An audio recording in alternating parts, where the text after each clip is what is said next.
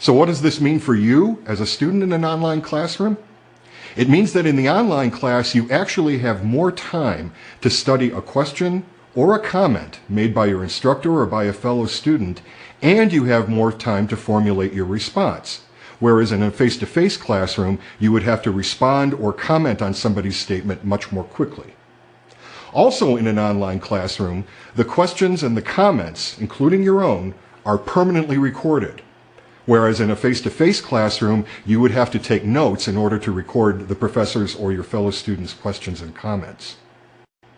I'm going to suggest that you take advantage of the extra time and permanence of the online classroom communication in order to read the material in the online class, including the instructor's lectures and questions and comments, as well as the questions and comments of your classmates, very carefully and very thoroughly.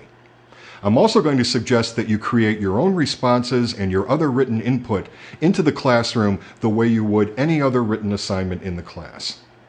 For example, when you're reading the material in the online classroom, ask yourself, how does it relate to what the other materials are in the class? For example, the readings you've done in the textbook, any reserved readings that your instructor may have set aside for you, and so on.